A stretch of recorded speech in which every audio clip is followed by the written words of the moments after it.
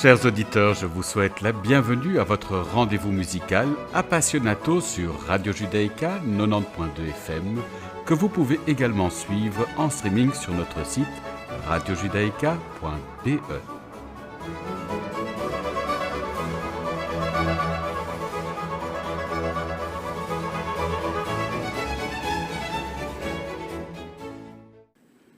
Nous avons l'immense plaisir d'accueillir aujourd'hui Jean-Pierre Smeyers. Bonjour Jean-Pierre. Bonjour, Monsieur Grune. Alors, je résume votre parcours. Après avoir décroché une licence en droit à l'ULB, vous travaillez comme freelance à la RTBF. Vous rejoignez le Crédit Communal en 1981 comme responsable du club jeunesse. Vous devenez ensuite responsable des relations publiques et sponsoring en 1992. Vous êtes ensuite dépêché auprès de Bruxelles, capitale européenne de la culture, en 1998 pour réintégrer le Crédit Communal en 1999 comme attaché culturel. Responsable jusqu'à l'été 2014 du mécénat musical de la banque, qui après être devenu Dexia s'appelle aujourd'hui Belfius, vous rejoignez dès le mois de mars 2001 l'équipe de musique en Wallonie qui fête cette année ses 50 ans. C'est en tant que président de cette association que nous avons le grand plaisir de vous recevoir aujourd'hui. Alors je vous propose de débuter notre entretien avec Ma maîtresse de Johannes Ockeghem par l'ensemble Cut Circle sous la direction de Jess Rodin.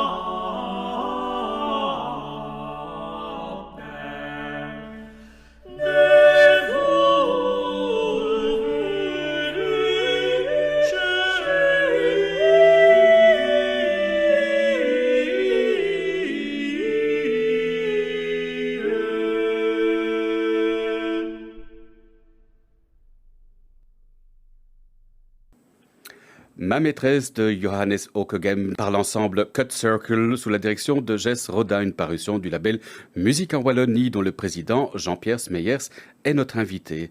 Alors dites-nous Jean-Pierre, qui était le notaire Albert Zegers?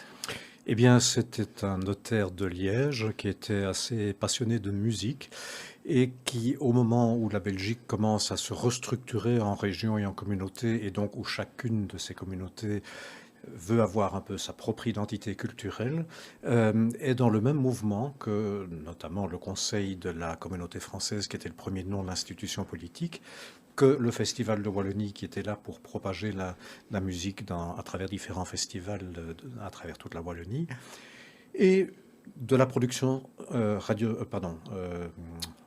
pas radiographique, Discographique. discographique. Merci beaucoup. Ça doit être la fatigue, ça. Et donc, fait cette diffusion discographique d'un répertoire qui est vraiment attaché à notre patrimoine, à notre terroir.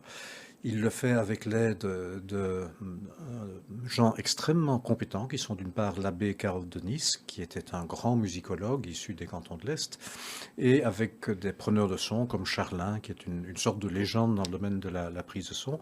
Et donc il lance ce nouveau label en 1971, et ça marchera très vite et très longtemps, puisque nous voilà 50 ans plus tard. Et je crois que les descendants du notaire Zegers sont toujours très contents de voir que tout le processus a bien continué. Ils sont toujours impliqués dans l'ASBL? Pas tellement. Je sais qu'ils suivent de très près. Je sais que les enfants du notaire suivent d'assez près ce que nous faisons, mais n'ont plus aucune participation à l'ASBL en elle-même. Alors comment fonctionne cette ASBL aujourd'hui? Comment a-t-elle évolué depuis sa fondation en 1971, si je ne m'abuse? Oui, en 1971. Eh bien, le fonctionnement est très atypique par rapport à la musique classique et par rapport au label discographique. C'est qu'au départ, il y a dans nos universités, dans nos conservatoires, des chercheurs, en général les professeurs d'université, mais pas seulement, qui se penchent sur ce répertoire de nos régions. Et c'est au moment où ce répertoire leur paraît intéressant et vaut peut-être la peine d'être connu alors qu'il ne l'est pas, que nous intervenons. On voit avec eux, de fait, si ça peut être enregistré, si on peut trouver les interprètes les plus adéquats. Et si ça marche, on lance alors la recherche des interprètes, des studios d'enregistrement, des techniciens. On fabrique tout ça, on fait une belle notice avec nos responsables qui sont spécialisés, mais également une belle notice au niveau iconographique qui doit être la plus adéquate aussi par rapport au contenu. On met tout ça en route, on lance des traductions, et je peux vous dire que c'est un travail assez long et parfois un peu fastidieux, puisque ce sont des traductions qui se font en néerlandais, anglais et allemand, en plus du français. Ça veut dire aussi parfois traduire des textes poétiques, et c'est pas toujours simple, surtout quand c'est des manuscrits dont on ne sait pas toujours lire l'original. Donc on relit tout ça. On illustre tout ça, un maquettiste fait un très beau travail, enfin je pense, et puis c'est envoyé à l'usine, comme on dit, et là, presque ça nous échappe, ça nous revient pour vérification, mais c'est alors un distributeur indépendant, qui est Althea pour le moment, qui le répartit à travers une vingtaine de pays dans le monde, et de même qu'on le lance sur les réseaux de téléchargement. Alors donc, vous consultez les universités, les musicologues, mais en consultant un petit peu votre catalogue, qui est extrêmement riche, on constate qu'il y a beaucoup de noms qui reviennent. On pense au Tivoli Band, à l'Orchestre Royal Philharmonique de Liège. Ce sont des fidèles du label. Ce sont des fidèles. Et vous citez deux cas. Le Tivoli Band est indépendant, mais assez spécialisé dans ce répertoire de musique légère. Et donc, comme il n'y en a pas 36 en Belgique et qui doivent pouvoir à la fois faire des enregistrements avec 4-5 musiciens parfois, mais parfois aussi avec des orchestres qui sont quasi symphoniques. C'est avec eux qu'on a un grand plaisir de travailler. C'est en plus Éric Matteau qui en est le responsable, qui défriche toutes ces musiques. C'est un grand spécialiste de la musique telle qu'elle se jouait dans les cafés, dans les kiosques, dans les cinémas, etc. Il avait une collection fabuleuse qu'il a maintenant confiée à la Bibliothèque royale. Et donc c'est vraiment la personne adéquate pour défricher, pour découvrir et pour enregistrer ça. Et puis l'Orchestre Philharmonique de Liège, on est liégeois aussi, le label est liégeois aussi, d'une part. C'est sans doute le plus grand orchestre de notre communauté, de la communauté française. C'est assez logique qu'on travaille avec eux. Et je dois dire, comme on a une mission un peu de service public et que c'est aussi une des missions de l'Orchestre de Liège qui est traduite dans ses statuts, le mariage est assez souvent consommé. Alors, pour avoir une idée, en moyenne, combien de projets sortent par an? La moyenne, c'est 5 par an. C'est ce qui nous est imposé par un contrat programme parce qu'on est subventionné par la Fédération Wallonie-Bruxelles. Et donc, l'idée, c'est d'essayer de faire en principe 3 nouveautés, une réédition d'un titre qu'on a déjà fait et un historique, comme on les appelle. Donc, c'est le seul moment où, a priori, on ne se penche pas sur le répertoire et le patrimoine, mais un peu plus sur les interprètes. On va pêcher dans les années 10, 20, 30, 40, 50, des gens qui ont été célèbres en leur temps, et jusqu'à présent on a fait ça avec des chanteurs, mais qui sont un peu passés dans l'oubli, tout simplement parce que c'était des techniques d'enregistrement qu'on écoute moins aujourd'hui, qui étaient les 78 tours, qui étaient des vieilles bandes, et donc des bandes radio, et donc on essaye de les remettre au goût du jour, de les améliorer avec les techniques les plus appropriées. Je vous donne un bête exemple, hein. Quand on a un chanteur qui a enregistré 20 faces, comme on dit, de 78 tours, c'est très bien, mais 78 tours, c'est pas vraiment 78 tours. Et quand on regarde, c'est parfois 80 tours, c'est parfois 76, ça fluctue fort. Et donc, grâce à quelqu'un de très spécialisé qui s'appelle Marc Doutrepont, on écoute tout ça en remettant tout au diapason, c'est-à-dire qu'on retrouve la bonne vitesse du disque par rapport à l'enregistrement, en écoutant la hauteur de la voix et la hauteur de la tonalité. Et donc c'est un travail aussi passionnant à faire. Jusqu'à présent, 10 chanteurs. Le prochain qu'on devrait sortir, c'est un disque consacré à Dubois, qui est un violoniste, qui était le professeur d'Arthur Grumio. Et quand on entend les enregistrements, c'est dans la lignée de Grumio, ou plutôt à l'inverse. On voit bien qu'il a été le maître de Grumio, mais c'est d'une perfection et d'une sobriété totale. Oui, je pense que c'est une série qui a reçu également beaucoup de récompenses. On a le grand plaisir, en effet, d'être reconnu et salué souvent. Tantôt un petit diapason d'or, tantôt une récompense de Res Musica, tantôt des récompenses de Gramophone en Grande-Bretagne, aux États-Unis, C'est etc. ce qu'il y a de mieux. Oui, oui, oui, je pense. Enfin, j'espère que c'est apprécié. En tout cas, ça nous fait plaisir. Alors, je vous propose de faire place à la musique avec ce poème symphonique tiré de Rédemption de César Franck. L'Orchestre Philharmonique Royal de Liège est placé sous la direction d'Hervé Niquet.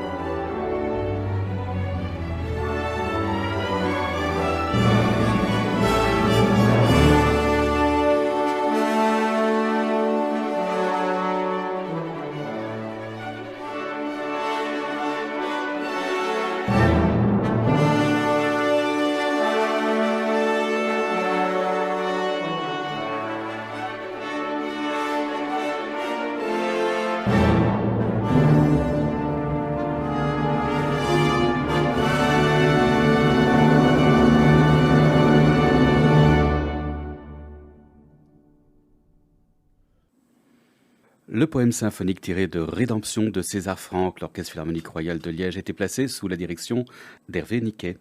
Je vous propose de poursuivre directement avec Im April d'Édouard Lassène. Le ténor Renaud van Mechelen est accompagné d'Anthony Romagnouk.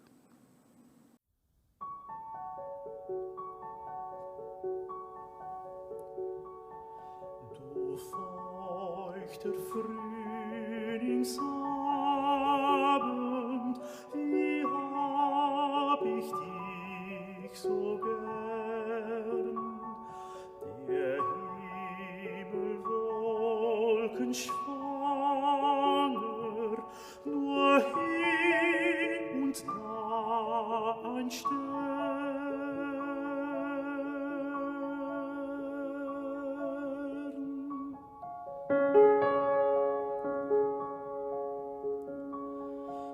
Wie leiser Liebesodem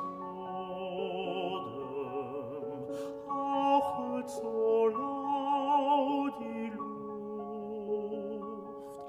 Es steigt aus allen Tannen ein warmer Veilchenduft.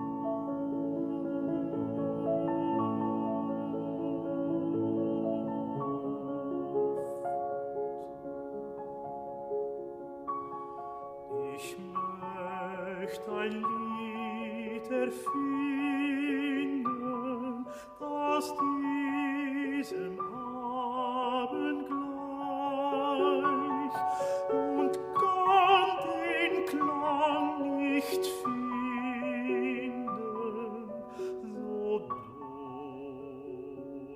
dunkel, mild und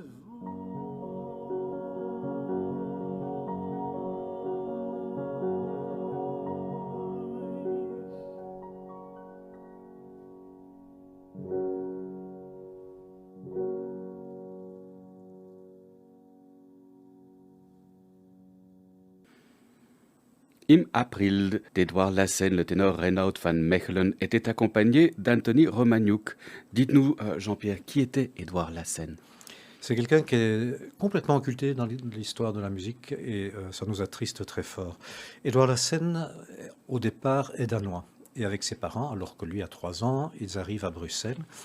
Bruxelles, où son père occupe assez rapidement des fonctions importantes au sein du consistoire juif de Belgique.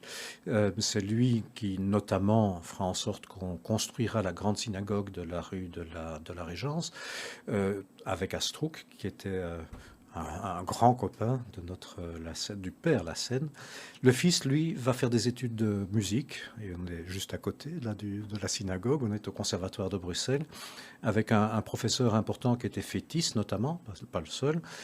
Il apprend le piano, il apprend la composition, il obtient à l'âge de 18 ans, si je ne m'abuse, son grand prix de Rome, tellement il est doué. Avant même d'avoir obtenu son premier prix d'ailleurs. Et grâce au prix de Rome, il a bien sûr un séjour en Italie qui est prévu, mais aussi un petit tour des villes européennes.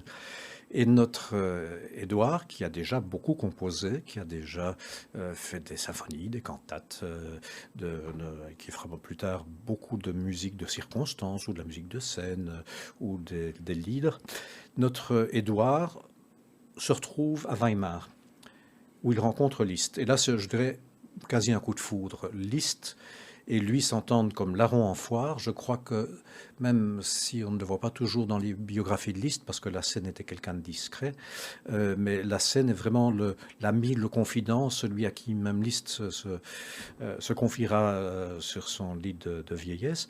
Donc ils sont vraiment très proches l'un de l'autre. Et là, tout doucement, Lassène devient l'adjoint de Liszt dans les institutions musicales de la ville de Weimar, et puis gravit tous les échelons, succédera à Liszt dans toutes ses fonctions musicales. Pour la petite histoire, une des personnes qui va engager pour lui succéder, mais qui ne lui succédera pas parce qu'il a choisi entre-temps d'autres choses, mais sera Richard Strauss. Donc on voit que la filiation est importante. Il a des contacts avec tout le monde. Il crée des centaines d'œuvres en première, notamment à Weimar. Par exemple, de Saint-Saëns, c'est lui qui va créer Samson et Dalila, donc c'est lui le créateur. Il sera remarquable chef d'orchestre. Euh, et donc, dans toute cette effervescence, il est très vite et tout à fait reconnu par la ville de Weimar. Et c'est là qu'on a été un tout petit peu interpellé. Je reviendrai après un tout petit peu en arrière. On a été interpellé en se disant, ben voilà, il doit y avoir plein de traces de lui à Weimar. Rien. Vous êtes à Weimar, vous vous promenez dans les rues, vous voyez qu'on fait appel à Goethe un petit peu partout, ou à Schiller, ou à des poètes obscurs, ou à Cranach. Enfin, il y a tout ça à Weimar, qui est une ville extrêmement riche au niveau culturel. Mais la scène, à part sa tombe, et encore il faut chercher pour la trouver, la scène, rien du tout. Et pourtant, cet homme-là, donc il est mort en 1904, dès 1902, donc avant sa mort, on avait donné le nom d'une rue. Une rue, la Seine, la Lassenstrasse, existait à Weimar. Et puis patatras, donc il n'a pas de descendance, il n'y a pas tellement de gens pour le suivre. Par contre, il est encore joué un petit peu partout en Europe. Et patatras, en 1933, arrive le nazisme. Comme il était d'origine juive, même s'il ne pratiquait pas la religion, mais comme il était d'origine juive, il a été complètement occulté de la sphère publique. On a transformé la Lassenstrasse en Trierstrasse, donc c'est devenu la rue de Trèves. On a interdit de jouer ses œuvres, évidemment, et puis ça s'est complètement délité, il n'y a plus rien eu. Et c'est vraiment en farfouillant dans les bibliothèques qu'on s'est rendu compte de cette importance non seulement considérable, mais aussi de la très grande valeur du répertoire qu'il avait donné. Mais il n'y a pas très longtemps, quand le roi et la reine sont allés visiter la grande synagogue ici à Bruxelles, eh bien, ce qu'on a joué, c'est une des cantates de la Seine. On a été retrouver une de ses œuvres et depuis, ça reste au répertoire de la synagogue. Donc, c'est de la très belle musique, ça, il faut. Donc il a fait de la musique liturgique juive également. Oui, également, parce qu'il alternait ses séjours à Weimar et revenait quand même régulièrement à Bruxelles. On lui a fait des, je dirais pas des ponts d'or, mais quasi pour soit devenir le chef de la monnaie, mais il n'avait pas trop envie, il se plaisait bien à Weimar, ou bien pour devenir le directeur du conservatoire de Gand, ça non plus. Même des choses beaucoup plus prestigieuses, on lui a proposé la direction de la musique à Munich, c'est Wagner qui a proposé qu'il prenne ça.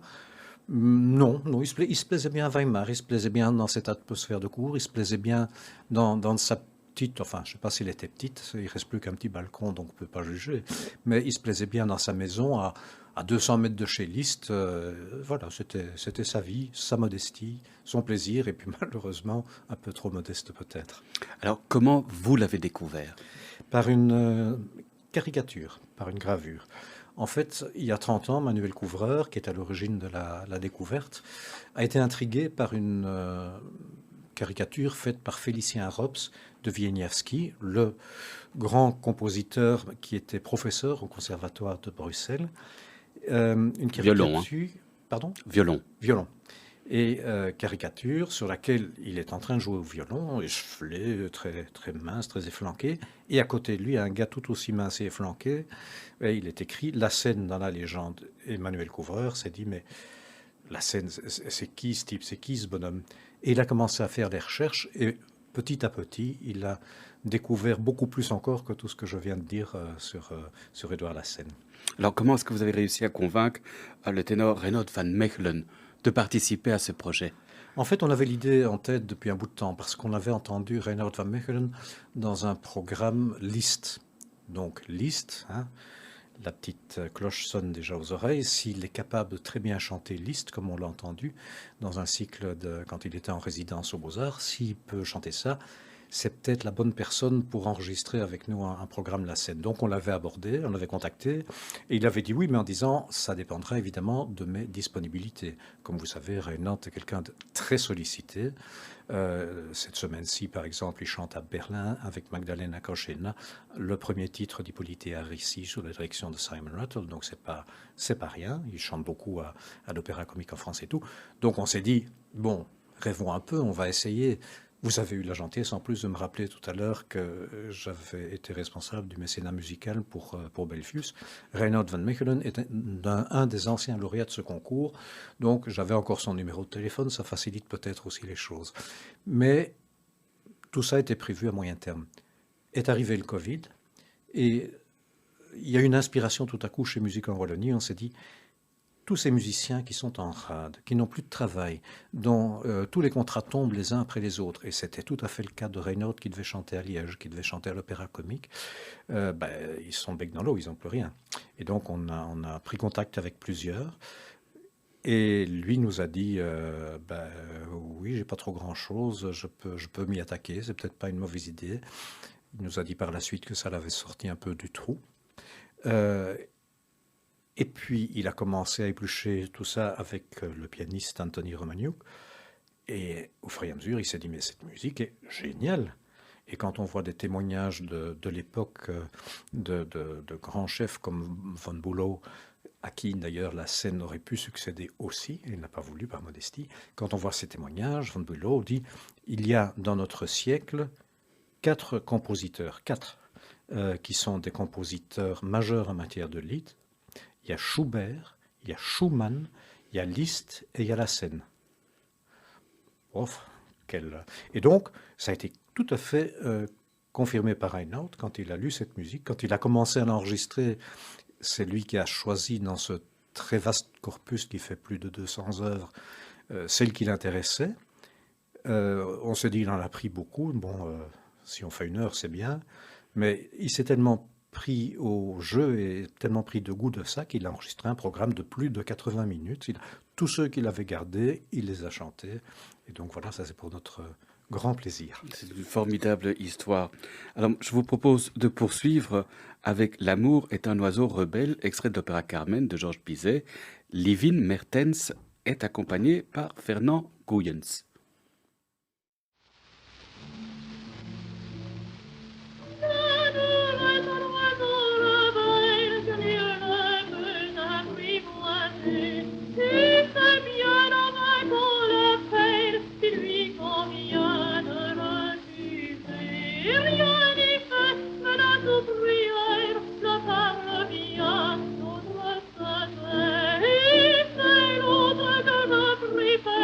Il n'a rien dit, mais il me fera.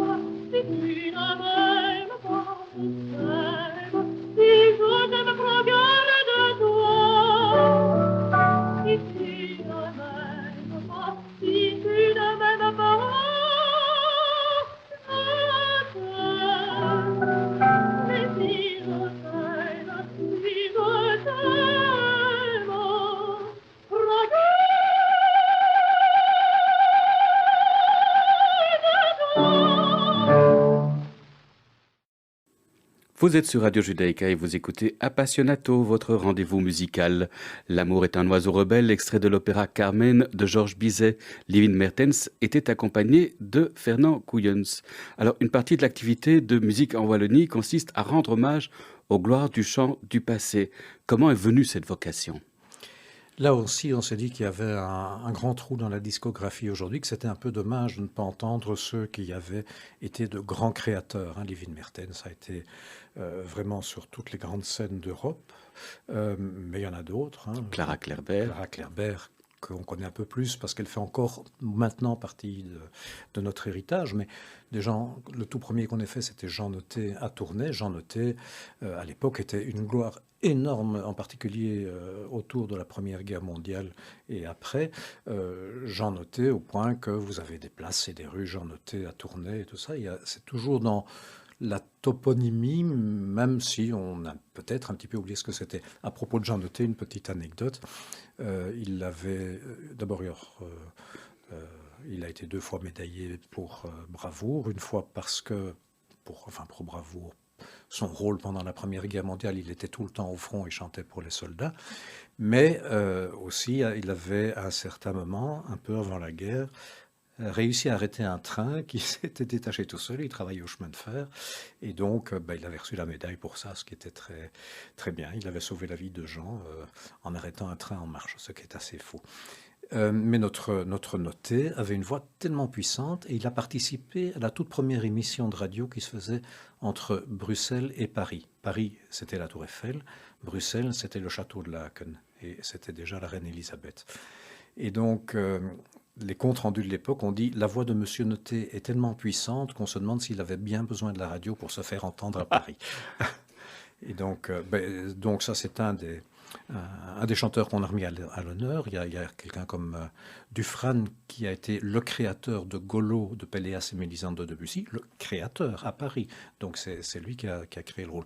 Et ainsi de suite, on a pour chacun un beau pédigré, mais qui forcément est un peu oublié, est un peu sorti de notre mémoire. Et on s'est dit que la réhabilitation de ces chanteurs était quelque chose d'important. Tout à l'heure, j'ai dit qu'on allait sortir un petit peu des chanteurs, maintenant aller voir du côté des interprètes.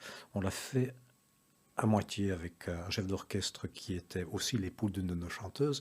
Mais là, on va aller vers le violon et vers le violon de Dubois.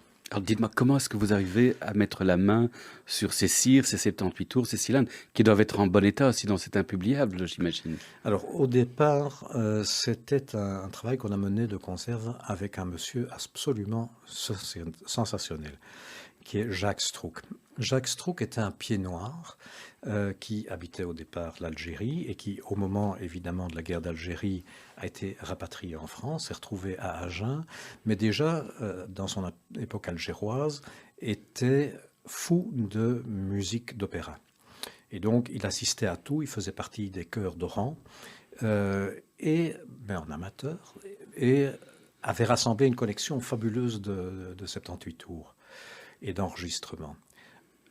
Il rentre en France sur un bateau et sur un autre bateau se trouve sa collection. Et il a vu dans un bombardement l'autre bateau couler. Alors arrivé à Agen, il n'a eu de cesse que de recommencer à collectionner. Il s'est fait une collection fabuleuse. Il avait un petit truc un peu de filou. Ça, je ne résiste pas à l'idée de vous le raconter. C'était l'époque des porte-clés. Et il avait mis dans la presse locale, à l'attention des gens, « Ramenez-moi vos vieux 78 tours, je vous donne 2 porte-clés en échange de chaque disque que vous m'apportez. » Arrive à un certain moment un gamin très gentil et qui vient avec des disques, mais comme on les appelle, des une face.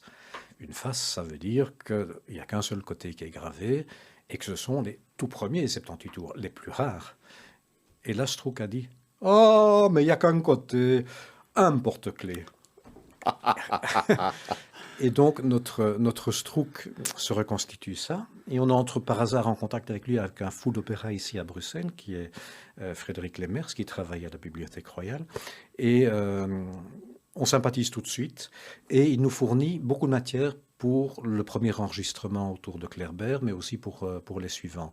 Donc, il avait une installation fabuleuse, je crois que la plus belle que j'ai jamais vue. Je crois qu'il avait 13 chaînes, mais de hi-fi de haute classe. Et donc, il vous posait son aiguille sur un truc. Ça faisait évidemment comme toute installation, mais le son passait avec une pureté ahurissante. Donc, il nous a fait cadeau de toute une série de ces choses-là. Et puis, à un certain moment, il est décédé. Et l'ULB a racheté sa collection Quand on l'a racheté, il faut dire qu'on a dû le rapatrier dans un camion réfrigéré spécial de basse assise, donc très bas, et que ça pesait 7 tonnes et demie.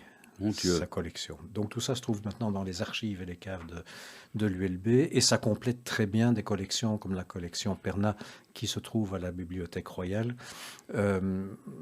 Tout ensemble fait que les différentes collections qui sont à la Royale, qui sont chez nous et qui sont au musée au Conservatoire royal de Bruxelles et au musée des instruments de musique, que tout ça ensemble fait de la Belgique la plaque tournante avec la plus importante, la plus vaste collection de répertoire de cette époque-là, de répertoire lyrique sûrement, et peut-être d'autres encore, et qui a un travail, mais qui est de longue haleine, qui est de mettre en commun les bases de données pour permettre de consulter ça à terme. Donc ça, c'est encore une autre histoire, mais c'est un rôle patrimonial un peu induit indirectement par une activité comme celle de musique en Wallonie. C'est vraiment passionnant. Alors, je vous propose qu'on continue avec la musique et une toute autre atmosphère. Donc, voici la Valse rousse de Willem Jan Pans dans l'interprétation de Maxime Melnick, entouré du Tivoli Band dirigé par Éric Matteau.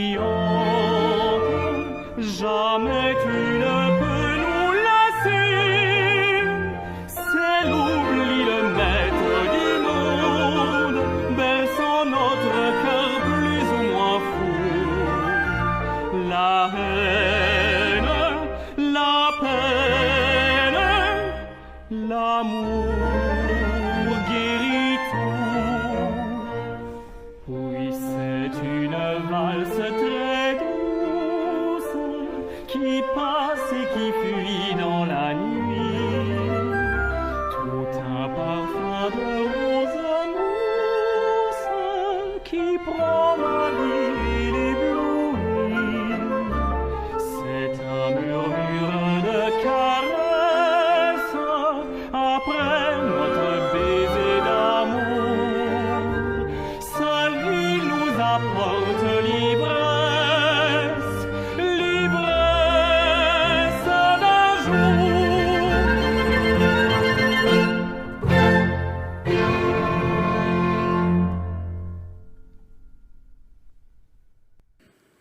La valse rousse de Willem Jan Pans dans l'interprétation de Maxime Melnik, entouré du Tivoli Band dirigé par Éric Matteau. Alors, quelle place occupe le répertoire populaire d'antan au sein de Musique en Wallonie? Ce n'est pas un quota, c'est simplement au fur et à mesure des plaisirs qu'on peut éprouver, des opportunités qui se présentent. Le tout premier qu'on a enregistré avec le Tivoli Band était le café liégeois. Et ça, c'était la musique telle qu'elle était faite dans les cafés et les restaurants du côté de Liège dans l'entre-deux-guerres. On en a fait un autour de ce qui se cache derrière les partitions illustrées par René Magritte, parce qu'il faut savoir qu'il gagnait sa vie en illustrant des partitions. Et derrière, on trouve pas mal d'œuvres intéressantes. Et donc, on a décidé de faire un disque qui s'appelle Magritte's Blues, qui prennent aussi ce type de choses. À un certain moment, comme on fêtait en 2010 le centenaire de l'exposition universelle de Bruxelles, on a enregistré Bruxelles Kermesse. Bruxelles Kermesse était une importante section récréative au sein de l'exposition universelle. Et je crois qu'il y avait une dizaine de kiosques dans lesquels on jouait sur cette exposition. On s'est dit à quoi pouvait bien ressembler la musique qu'on jouait à ce moment-là. Donc, le programme Bruxelles Kermesse est arrivé. Et puis, on a encore fait aussi un enregistrement dans la série 14-18. On a fait toute année par année une sorte de recension de ce qui pouvait bien être important en matière de musique de nos régions en 14, 15, 16, 17 et 18, 5 titres. Et un des 5 était Pink Lady. Le titre est anglais, mais le compositeur, comme ceux de toutes les autres productions dont je vous parlais, sont des compositeurs originaires de nos régions. Alors dites-nous, qu'est-ce que le Tivoli Band? C'est un orchestre rassemblé par notre ami Éric Matteau pour justement faire honneur à toute cette musique qu'il aime beaucoup, cette musique de variété. Un de ses derniers grands projets, mais qu'on n'a pas pu concrétiser encore, aurait été de remettre à l'honneur la musique de cinéma. Ce qui est très amusant, c'est que dans les cinémas, il y avait parfois le piano pour accompagner le film, quand c'était l'époque du muet, mais il y avait parfois des petits ensembles, parfois même de grands orchestres, quand le cinéma avait les moyens et tout. Ce qui est amusant aussi, c'est de savoir qu'il y avait des espèces de banques de données de l'époque, c'est-à-dire que une scène d'horreur ou une scène très langoureuse ou une scène très excitante, tout ça, avait son répertoire propre et on collait les uns aux autres les morceaux qui correspondaient aux images du film. Et donc il y a moyen de reconstituer comme ça toute une série de musiques de films. Et l'idée était peut-être d'en faire un disque aussi, et un disque qui allait un petit peu plus loin, qui aurait été accompagné d'images pour quand même illustrer la chose. Mais d'une part, c'est quelque chose d'extrêmement lourd à faire. Et puis, bon, il faut avoir le temps et l'occasion. On n'a pas encore vraiment eu le temps ou l'occasion. Ça s'était pointé à un certain moment, mais on a dû donner priorité à d'autres projets qui arrivaient entre-temps. Mais avec Éric, pas de doute, on va réussir à refaire quelque chose dans ce domaine-là aussi. Et donc, son Tivoli Band, c'est très bien.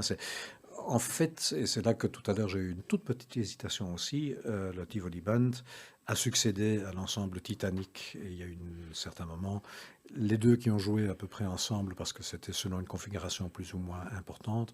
Mais puis le Titanic a coulé de son côté et le Tivoli Band est resté du sien. Alors Jean-Pierre, nous avons comme tradition d'offrir à nos invités de partager avec nos auditeurs un morceau de leur choix. Qu'aimeriez-vous nous faire écouter? Justement, on va revenir à Éric Matteau et on va venir à la Zoinzinette, qui est un de ces morceaux qui n'a pas été tout à fait composé pour l'exposition universelle de 1910. Elle a été écrite en 1907, mais cette œuvre-là était très très populaire. C'était un des airs de danse à la mode, y compris à l'exposition de 1910, donc était joué dans toutes les guinguettes, était joué sur tous les kiosques. Et l'anecdote veut que, et ça je l'ai découvert tout à fait par hasard, était à ce moment-là à Bruxelles Franz Lehár, le célèbre compositeur de La Veuve Joyeuse. Et c'est justement la version française de La Veuve Joyeuse qu'il venait diriger lui-même au Théâtre Royal de la Monnaie, ici à Bruxelles. Il a dû entendre cette œuvre. Et puis ça lui a plu, le morceau Zoinzinette, ça lui disait quelque chose. Et donc l'année suivante, il crée un nouvel opéra qui s'appelle Eva. Eva se passe dans une verrerie, dans les environs de Bruxelles, avec une situation sociale assez habituelle, mais très inhabituelle, en tout cas pour l'air du temps et pour les compositeurs, qui était le conflit social, où l'ouvrière humble mais jolie, tombe amoureuse du fils du patron, qui lui est riche mais beau aussi. Donc tout va bien. Et lui, bon, ils tombent mutuellement amoureux l'un de l'autre. À un certain moment, il décide de l'inviter à la maison pour une fête qu'il fait là avec ses amis, avec un bal. Et au moment où le bal se passe, on joue la Zoanzinette. On la joue presque comme l'avait composé Frémaux en 1907, donc 4 ans auparavant. Pas tout à fait, parce que Franz Lehár s'est amusé à inverser des thèmes et l'ordre des notes et les chromatismes et tout. Donc c'est pas tout de suite reconnaissable pour des oreilles profanes comme les miennes, parce que je suis pas musicologue. Mais a priori, c'est bien la même chose, c'est sûr.